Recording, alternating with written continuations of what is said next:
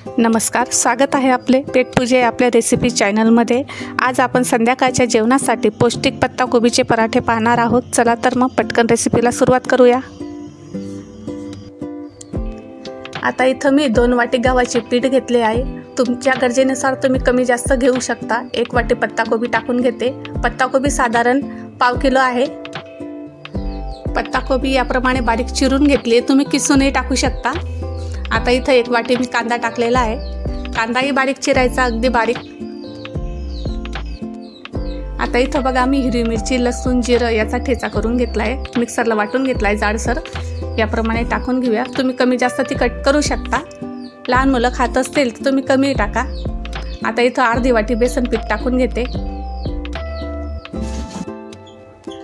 आता इथं कोरडे बेसिक मसाले टाकून घ्या। 1 चमचा तिखट टाकलं आहे। चवीपुरता मीठ टाकून घेते।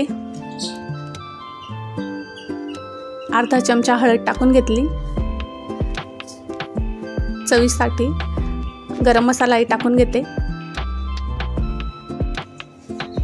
सुरुवातीला सर्व सामग्री हाताने व्यवस्थित मिक्स करून घेऊयात। बऱ्याचदा काय होते, पत्ताकोबी मसाले मीठ टाकल्यामुळे पाणी रिलीज करते। पाणी मात्र आपल्याला बेतानेच टाकायचं आहे। आता बघू शकता याप्रमाणे अगदी व्यवस्थित पीठ हाताने चोळून घ्या।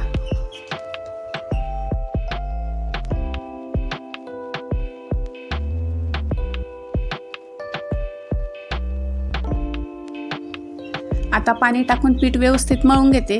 पीठ आपल्याला साधारण पुरीसारखं घट्ट मळायचं आहे, जास्त पातळ मळू नका।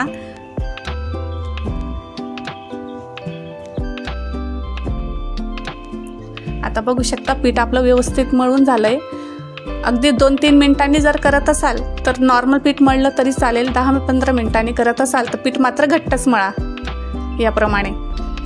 चला तर मग आता लाटण्याची तयारी करूया।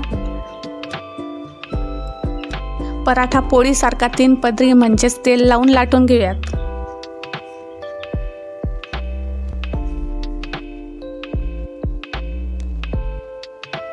पराठा थोडा जाडच असतो, त्यामुळे पातळ लाटू नका।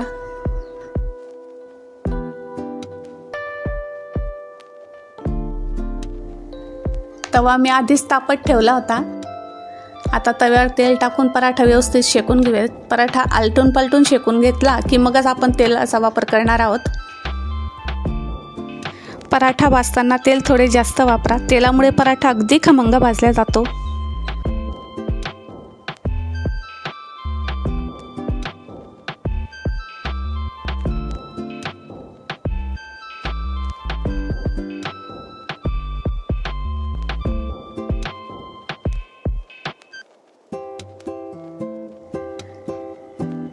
बघू शकता पराठा आपला तयार आहे।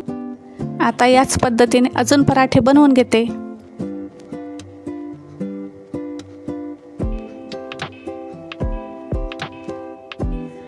तर झाले आपले पराठे तयार, अगदी खमंग व पौष्टिक। रेसिपी आवडल्यास चॅनलला नक्कीच सबस्क्राईब करा। चला तर मग भेटूया पुढच्या रेसिपीत।